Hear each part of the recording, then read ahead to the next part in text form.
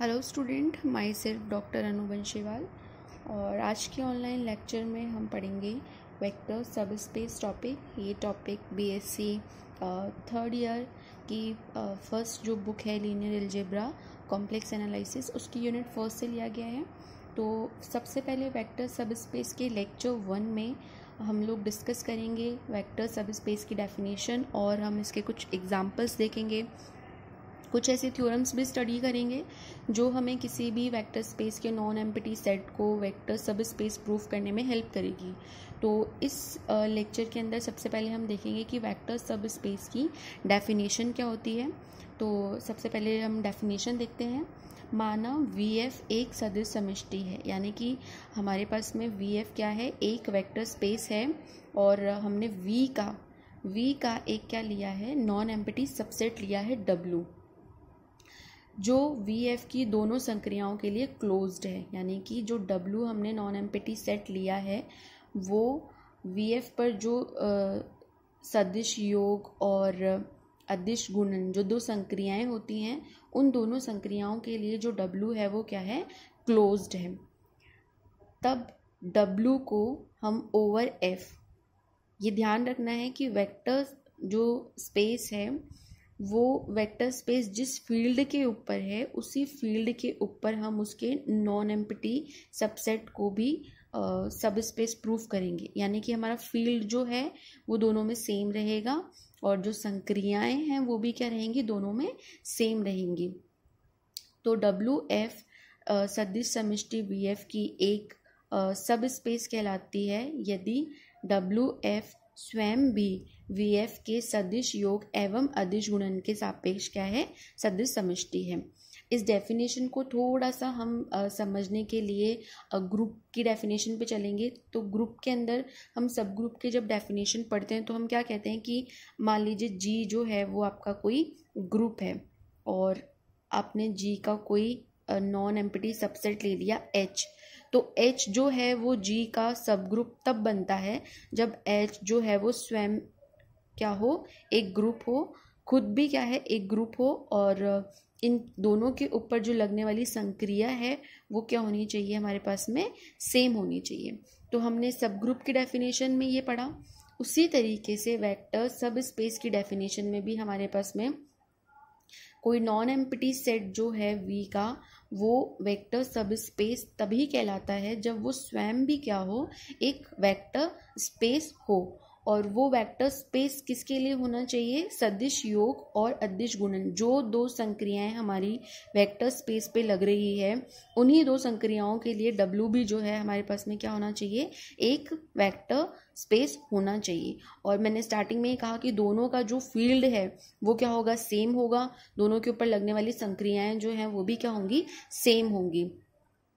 अब इसके बाद में हम देखेंगे कि प्रत्येक जो वेक्टर स्पेस होता है उसके कम से कम दो वेक्टर स्पेस तो अवश्य ही विद्यमान होते हैं। उनमें हमें ज़्यादा मेहनत करने की ज़रूरत नहीं होती है कि ये कौन से दो सब स्पेस होंगे। एक तो V खुद होता है, क्योंकि हम जानते हैं कि कोई भी सेट है हमारे पास में, कोई भी सेट ले लिया हमने, तो इस सेट का सबसेट वो स्वयं भी होता है।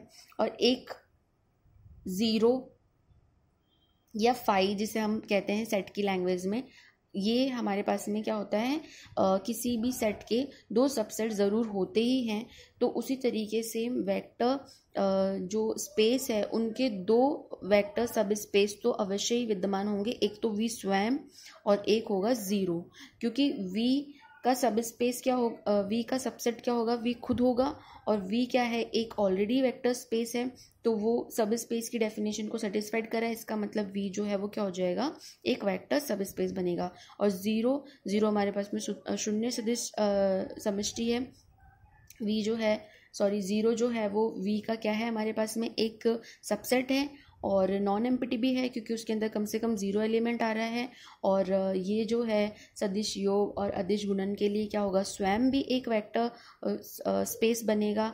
इसका मतलब V का ये जो नॉन एम्प्टी सबसेट है वो क्या होगा, एक वेक्टर सब स्पेस भी होगा। तो कोई भी वेक्टर स्पेस अगर आपके पास में दे रखा है तो उसके दो सब स्पेस जो है वो हमेशा विद्यमान करेंगे। एक तो वो जो सेट है वो स्वयं अपना वेक्टर स्पेस होगा और एक ज़ीरो जो है वो हमेशा उसका वेक्टर सब स्पेस बन जाएगा। तो ये दो जो हमारे पास में सब स्पेस हैं ये क्या होते हैं, ट्रिवियल सब स्पेस होते हैं, जिन्हें निकालने में हमें कोई मेहनत नहीं करनी पड़ी है।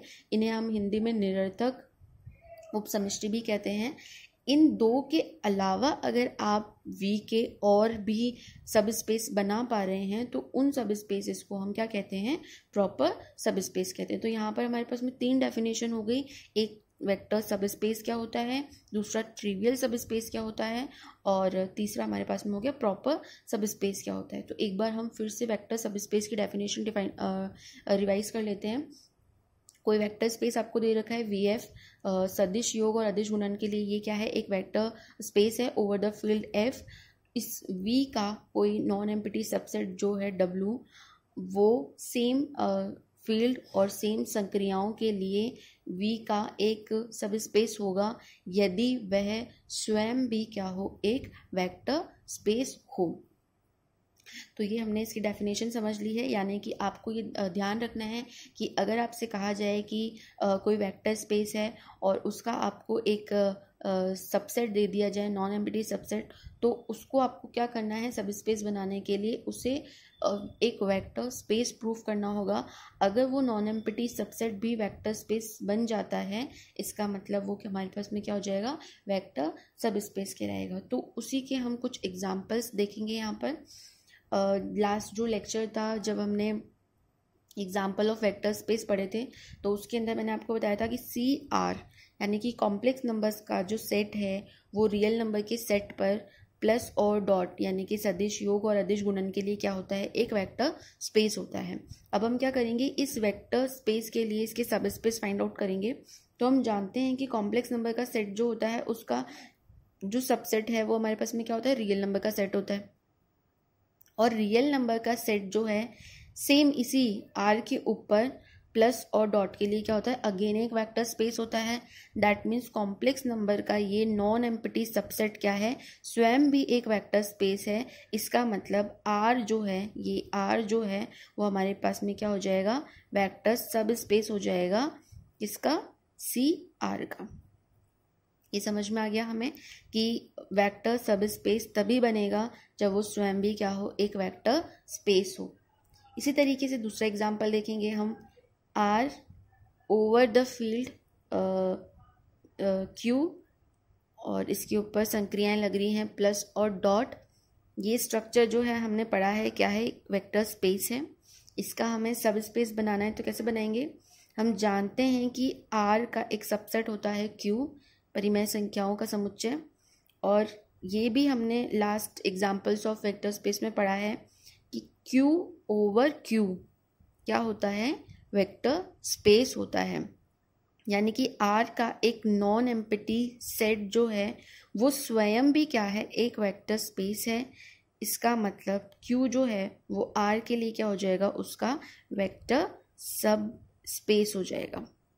ठीक है, इसी तरीके से हम क्या करेंगे, एग्जाम्पल थर्ड देखेंगे।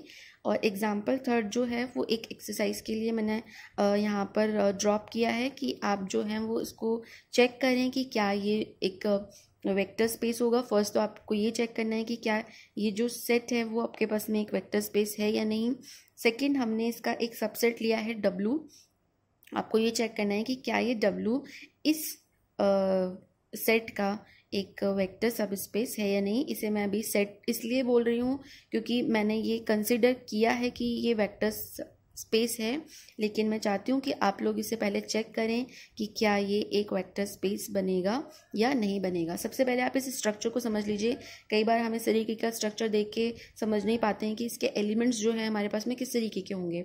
तो R³ R का जो मतलब है हमारे पास में वो क्या है, हमारे पास में ये एक ऐसा सेट है जिसके अंदर जो हमारे एलिमेंट्स हैं वो 3 टपल्स में आ रहे हैं। यानी कि ये क्या है, 3 डायमेंशनल स्पेस है।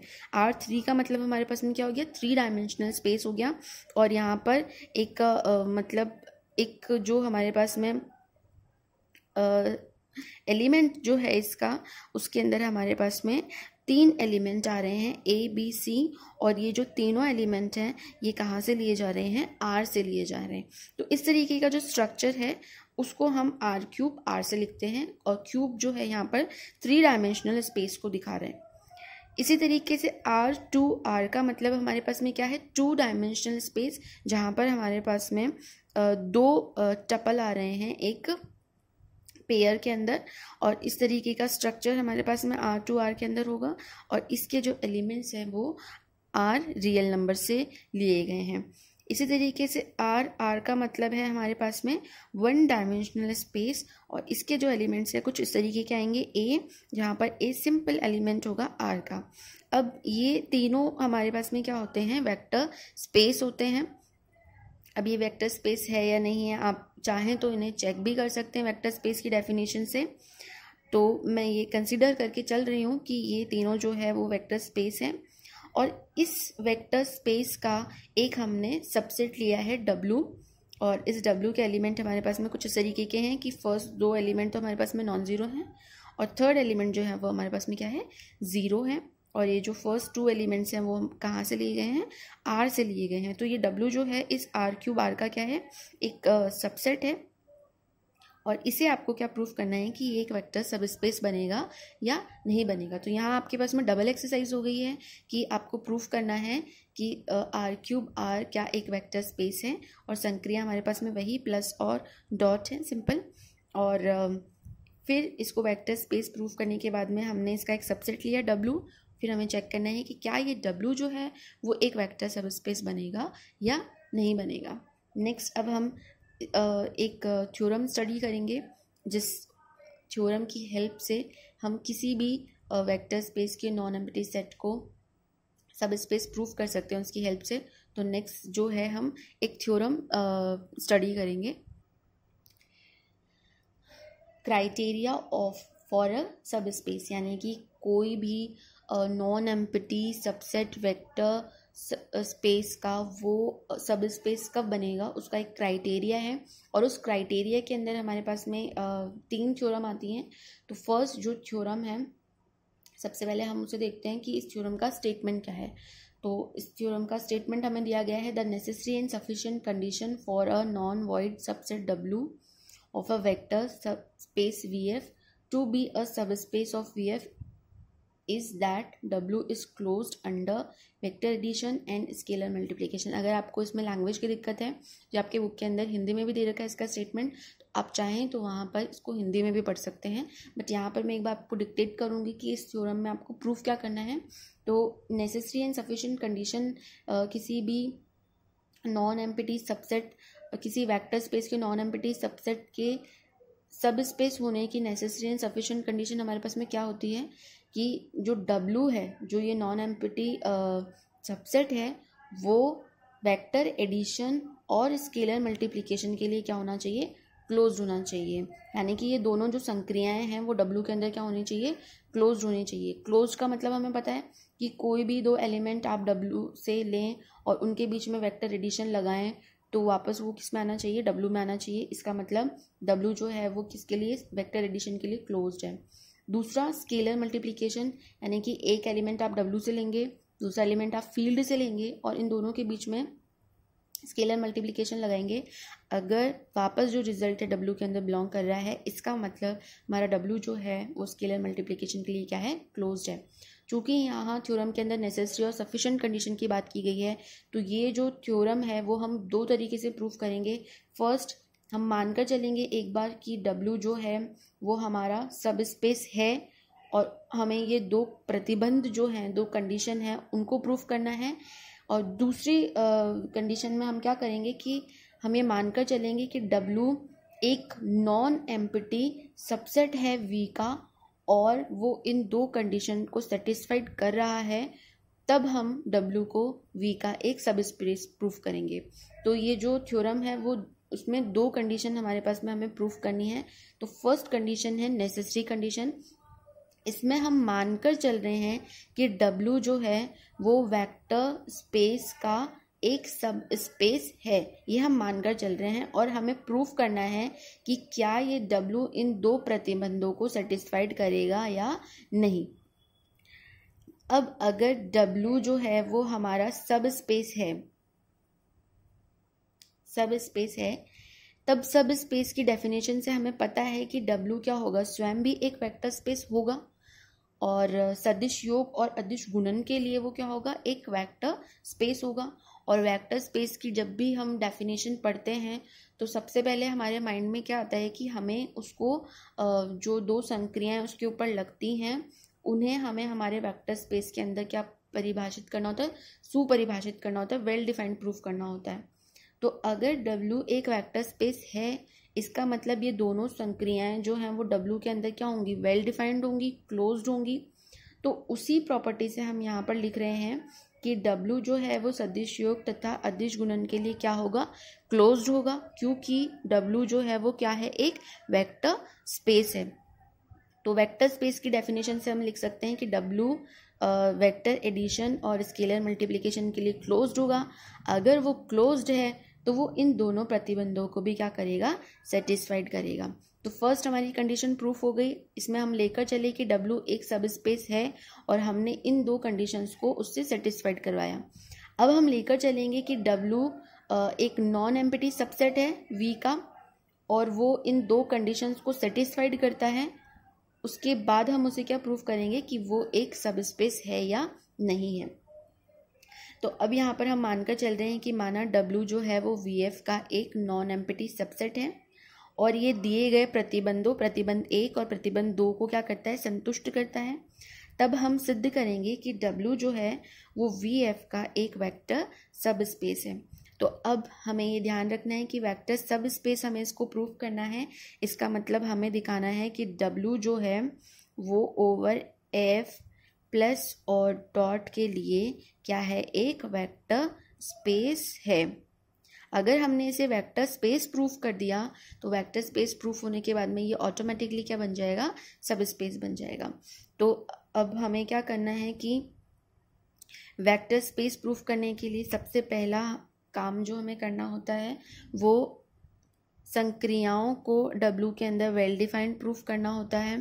तो वेल डिफाइंड जो है वो दोनों संक्रियाएं W के अंदर ऑलरेडी हैं, क्योंकि हम ये मानकर चल रहे हैं कि W जो है वो दिए गए प्रतिबंधों को क्या करता है, सेटिस्फाइड करता है। और ये दोनों प्रतिबंध हमें क्या दिखाते हैं कि प्लस जो है वो W के अंदर वेल डिफाइंड है, और इस प्रतिबंध से हमें क्या दिखाई दे रहा है कि जो अदिश गुणन है वो W के अंदर वेल डिफाइंड है। तो इन दोनों प्रतिबंधों से हमें ये दिखाई दे रहा है कि W जो है वो प्लस और डॉट जो है वो W के अंदर क्या है, वेल डिफाइंड है। वेल डिफाइंड प्रूफ करने के बाद में हमें क्या प्रूफ करना होता है कि W जो है वो प्लस के लिए क्रम विनिमय है या नहीं है। यही हमारा सबसे फर्स्ट एग्जाम होता है वेक्टर स्पेस प्रूफ करने का।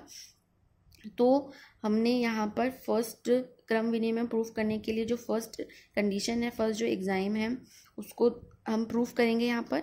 तो यहाँ एक स्टेटमेंट लिखा हुआ है, W के अवयव V के अवयव भी हैं, क्योंकि W जो है वो एक्चुअल में क्या है, V का ही सबसेट है। तो जो एलिमेंट जो W के एलिमेंट है वो एक्चुअल में कहाँ से लिए गए हैं, V से ही लिए गए हैं।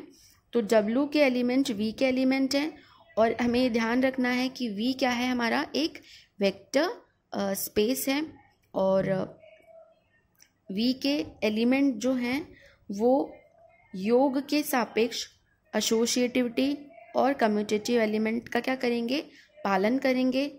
तो W के जो एलिमेंट हैं वो एक्चुअल में क्या हैं, V के ही एलिमेंट हैं, और V एक वेक्टर स्पेस है, और चूंकि V वेक्टर स्पेस है तो V के एलिमेंट एसोसिएटिविटी प्रॉपर्टी और कम्यूटेटिव प्रॉपर्टी को सेटिस्फाइड करेंगे। अगर V के एलिमेंट इसको सेटिस्फाइड करेंगे तो V के ही एलिमेंट से हमारा W बना हुआ है, तो उसका मतलब W के एलिमेंट भी एसोसिएटिविटी प्रॉपर्टी और कम्यूटेटिव प्रॉपर्टी को क्या करेंगे, सेटिस्फाइड करेंगे। दैट मीन्स यहाँ पर क्रम विनिमय बनाने के लिए हमने यहाँ दो प्रॉपर्टीज़ को क्या कर दिया, सेटिस्फाइड कर दिया। अब हमें नेक्स्ट क्या प्रूफ करना होता है, एग्जिस्टेंस ऑफ आइडेंटिटी और एग्जिस्टेंस ऑफ इन्वर्स। तो आइडेंटिटी प्रूफ करने से पहले हम यहाँ पर इन्वर्स की प्रॉपर्टी चेक करेंगे। इन्वर्स की प्रॉपर्टी यहाँ हम कैसे चेक करेंगे, देखिए W क्या है, एक नॉन एम्प्टी सबसेट है। इसका मतलब W के अंदर कोई ना कोई एलिमेंट तो ज़रूर बिलोंग करेगा। तो हमने कहा कि माना कोई एल्फा एलिमेंट जो है वो W के अंदर बिलोंग कर रहा है, और हमने एक एलिमेंट ले लिया है फील्ड से, इकाई एलिमेंट लिया है, इसके बाद में अगर 1 जो है वो F यानी कि जो हमारा फील्ड है उसमें बिलोंग कर रहा है, तो उसका जो एडिटिव इन्वर्स है -1 वो भी क्या करेगा, फील्ड के अंदर बिलोंग करेगा। इसके बाद हमने क्या किया कि W जो है वो इस प्रॉपर्टी को सेटिस्फाइड करता है, तो हमने एक एलिमेंट F से लिया है, वो एलिमेंट हमने ले लिया -1, और एक अनदर एलिमेंट ले लिया अल्फा W का, और इन दोनों को हमने मल्टीप्लाई कराया। तो मल्टीप्लाई करने के बाद में हमारे पास में क्या आया, -अल्फा।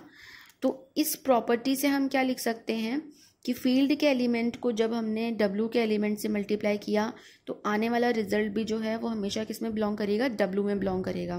तो इस प्रॉपर्टी से हम क्या लिख सकते हैं कि जब हमने -1 को अल्फा से मल्टीप्लाई किया तो वो वापस किस में बिलोंग कर गया, W के अंदर। इसका मतलब हम लेकर चले थे अल्फा एलिमेंट W के अंदर, और हमने क्या प्रूफ कर दिया कि -अल्फा भी W के अंदर बिलोंग कर रहा है।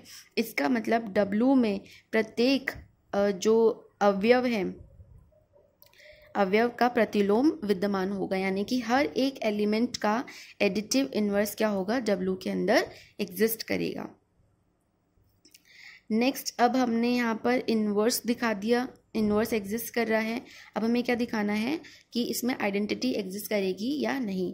तो हमने क्या किया, एक एलिमेंट लिया अल्फा W से और दूसरा एलिमेंट लिया -अल्फा W से। अभी हमने यही प्रूफ किया कि अगर अल्फा W में है तो -अल्फा भी क्या होगा, W में बिलोंग करेगा। अब हम क्या करेंगे, फर्स्ट जो एग्जाइम है, हम ये मानकर चल रहे हैं कि W जो है इन दोनों प्रतिबंधों को सेटिस्फाइड करता है। तो उसी प्रॉपर्टी से हम क्या कर रहे हैं कि अगर अल्फा कोई W का एलिमेंट है, -अल्फा कोई W का एलिमेंट है, तो उन दोनों का सम भी क्या होगा, W के अंदर बिलोंग करेगा। तो हमने क्या किया, यहाँ पर अल्फा में उसका जो दूसरा एलिमेंट है -अल्फा वो ऐड कर दिया। तो उनका एडिशन जो है इस प्रॉपर्टी से किस में बिलोंग करना चाहिए, W में। तो अल्फा में जब हमने -अल्फा को ऐड किया तो हमारे पास में क्या आया, 0, और 0 जो है वो किस में बिलोंग करेगा, W के अंदर। इसका मतलब ये जो 0 है एक्चुअल में क्या है, V का ही शून्य सदिश है, क्योंकि W के एलिमेंट्स जो हैं वो किससे लिए गए हैं, V से लिए गए हैं। तो यहाँ पर जो 0 है वो क्या है, V का ही क्या है, शून्य सदिश है, और अतः V का शून्य सदिश ही क्या होगा, W का भी शून्य सदिश होगा। दिस इम्प्लाइज कि W के अंदर क्या होगा, आइडेंटिटी एलिमेंट एग्जिस्ट कर जाएगा प्लस के लिए। इसका मतलब कि W जो है वो प्लस के लिए क्या हो जाएगा, क्रम विनिमय ग्रुप हो जाएगा, क्योंकि उसने क्रम विनिमय बनने की सारी प्रॉपर्टीज को क्या कर दिया है, सेटिस्फाइड कर दिया है। अब वेक्टर स्पेस के बाकी के एग्जाम्स को हम कैसे सेटिस्फाइड करेंगे, तो यहाँ पर हमने लिखा प्रतिबंध सेकंड जो था हमारे पास में, मैं यहाँ पर लिख देती हूँ। प्रतिबंध सेकंड हमारे पास में क्या था कि एक एलिमेंट हमें लेना है फील्ड से, दूसरा एलिमेंट लेना है हमें W से, और अल्फा जो है वो अगेन किस में बिलोंग कर जाएगा, W में। ये हमारा सेकंड कंडीशन थी। तो प्रतिबंध सेकंड से W अदिश गुणन के लिए क्या है, समवर्त है। यहाँ दिखाई दे रहा है हमें कि अदिश गुणन के लिए हमारा जो W है अदिश गुणन के लिए क्लोज्ड है, तथा हमने ये भी देखा है कि हमने ये लिया है कि W क्या है, V का ही एक नॉन एम्प्टी सबसेट है। अतः W जो है वो सदिश समष्टि के शेष जो एग्जाइम्स हैं V2, V3, V4, V5 उनको भी संतुष्ट करेगा। क्यों, क्योंकि V जो W के एलिमेंट है वो एक्चुअल में क्या है, V के ही एलिमेंट है, और V के एलिमेंट जो है इन सारे एग्जाइम्स को क्या कर रहे हैं, सेटिस्फाइड कर रहे हैं। तो वो W के लिए भी वो सारे एग्जाम्स को क्या करेंगे, सेटिस्फाइड करेंगे। तो इसका मतलब क्या हो गया, W जो है, W के सारे एलिमेंट्स जो हैं वो वेक्टर स्पेस बनने के सारे एग्जाम्स को क्या कर रहे हैं, सेटिस्फाइड कर रहे हैं। इसका मतलब W ओवर F प्लस और डॉट के लिए क्या है, एक वेक्टर स्पेस है। तो अगर W over F vector space है, इसका मतलब W क्या होगा, V का एक वेक्टर सब स्पेस बन जाएगा। अगर आप चाहते हैं कि ये सारे एग्जाम्स आप खुद सेटिस्फाइड करवा के देखें तो आप ये सारे एग्जाम्स जो हैं वो खुद सेटिस्फाइड करवा के भी देख सकते हैं, या मैंने डायरेक्ट रिजल्ट यूज़ किया है, क्योंकि यहाँ पर जो W के एलिमेंट्स हैं वो एक्चुअल में V से ही लिए जा रहे हैं और V के एलिमेंट जो हैं वो इन सारे एग्जाम्स को सेटिस्फाइड करते हैं। इसका मतलब W के एलिमेंट्स भी क्या हैं, इन एग्जाम्स को सेटिस्फाइड करेंगे। लेकिन फिर भी अगर आप इनको सेटिस्फाइड करवा के देखना चाहते हैं तो आप इनको सेटिस्फाइड करके देख सकते हैं। उसके बाद आप W को एक वेक्टर स्पेस लिख सकते हैं। तो यहाँ पर हमने क्या देखा कि जो W था वो एक वेक्टर स्पेस बन गया ओवर फील्ड F। इसका मतलब जो W है वो हमारे लिए V का क्या हो गया, एक वेक्टर सब स्पेस हो गया है। तो थ्योरम फर्स्ट के अंदर हमने दोनों कंडीशंस पढ़ी, necessary condition and sufficient condition. Next lecture में हम बाकी की जो थ्योरम्स हैं जो हमें हेल्प करेंगे किसी नॉन एम्प्टी सबसेट को वेक्टर सब स्पेस प्रूफ करने के लिए। तो इस लेक्चर में अगर आपको किसी भी तरह की कोई टर्म समझ में नहीं आई हैं तो आप जो है अपने रिलेवेंट व्हाट्सएप ग्रुप में आपकी क्वेरी जो है वो पोस्ट कर सकते हैं। और वेक्टर सब स्पेस की डेफिनेशन पढ़ने से पहले मैं आप लोगों को सजेस्ट करूँगी कि आप पहले वेक्टर स्पेस की डेफिनेशंस और उसके एग्जांपल्स जो मैंने अर्लियर लेक्चर ऑनलाइन लेक्चर में एक्सप्लेन किए हैं उन्हें आप अच्छे से समझ लें, क्योंकि जितना अच्छा आपका बेस क्लियर होगा वेक्टर स्पेस का उतना ही अच्छा आप आगे के टॉपिक्स जो हैं उनको क्लियरली समझ सकते हैं। तो मेरा सजेशन आप लोगों को यही है कि इस टॉपिक को स्टार्ट करने से पहले अगर आपने वेक्टर स्पेस और उसके एग्जाम्पल्स वाले लेक्चर्स नहीं देखे हैं तो आप उन्हें एक बार प्लीज़ देख लीजिए और उनको देखने के बाद आप उनके एग्जाम्पल्स और क्वेश्चन जो है वो सॉल्व कीजिए। जितना आप एग्जाम्पल और क्वेश्चन को सॉल्व करेंगे उतना ही आपका वेक्टर स्पेस का बेस जो है वो क्लियर होगा, और जितना बेस आपका क्लियर होगा उतना ही आप वेक्टर स्पेस के आगे के टॉपिक्स को अच्छे से समझ पाएंगे। तो इस लेक्चर में इतना ही। Thank you.